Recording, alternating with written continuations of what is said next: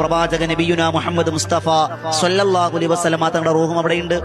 അള്ളാന്റെ റസൂൽ സ്വല്ലല്ലാഹു അലൈഹി വസല്ലമ തങ്ങൾ പറഞ്ഞത്, നമ്മൾ ദുനിയാവിൽ ജീവിച്ചിരിക്കുമ്പോ പരിശുദ്ധരായ ആത്മാവുകൾ എന്ന് പറഞ്ഞാൽ പ്രവാചകന്മാരും സ്വാലിഹീങ്ങളും ഔലിയാക്കന്മാര് മാത്രമല്ല, അള്ളാഹു ആദരിച്ച ചില അടിമകൾ, അള്ളാഹിന് ഇഷ്ടപ്പെട്ട ചില അടിമകൾ, ആ റൂഹുകൾക്ക് അള്ളാഹു ആലമുൽ അർവാഹിലേക്ക് സഞ്ചരിക്കാൻ അള്ളാഹു ഭാഗ്യം കൊടുക്കും.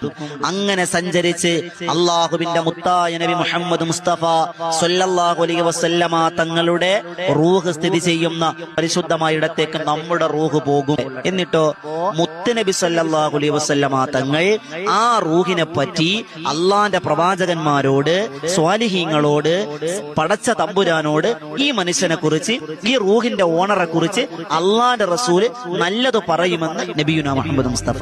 മുത്തുനബി തങ്ങളുടെ റൂഹ് അള്ളാനോട് നല്ലത് പറയും. ഈ മനുഷ്യൻ നല്ലതാണ്, ഈ മനുഷ്യന് നന്മയുണ്ട്, ഈ മനുഷ്യന് ഖൈറുണ്ട് എന്ന് അള്ളാന്റെ റസൂല് നമ്മുടെ റൂഹിനെ പറ്റി പടച്ചവനോട് പറയുമെന്നാണ്. എന്നിട്ട് അള്ളാഹുവിന്റെ ഖദർ തീരുമാനപ്രകാരം ആലമുൽ അർവാഹിലേക്ക് കടന്നു ചെന്ന് മുത്തുനബി തങ്ങളുടെ റൂഹ് സന്ദർശിച്ച് മടങ്ങി വന്ന് നമ്മുടെ ശരീരത്തിലേക്ക് നമ്മുടെ ആത്മാവ് റൂഹ് തിരിച്ചു കയറുമ്പോ നമ്മുടെ ശരീരം തരുന്ന സിഗ്നലാണ് ചെവി മൂളുന്നത് എന്ന് മഹാരഥന്മാരാകുന്ന പണ്ഡിതന്മാർ.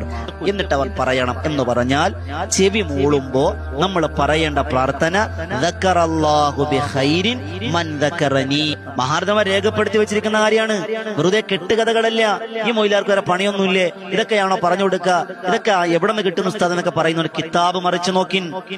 മഹാരഥന്മാർ ഇഹിയ ഉലൂമുദ്ദീൻ പോലെയുള്ള ശറഹുൽ മുഹദ്ദബ് പോലെയുള്ള ഗ്രന്ഥങ്ങൾ നിങ്ങൾ വായിച്ചറിയിൻ.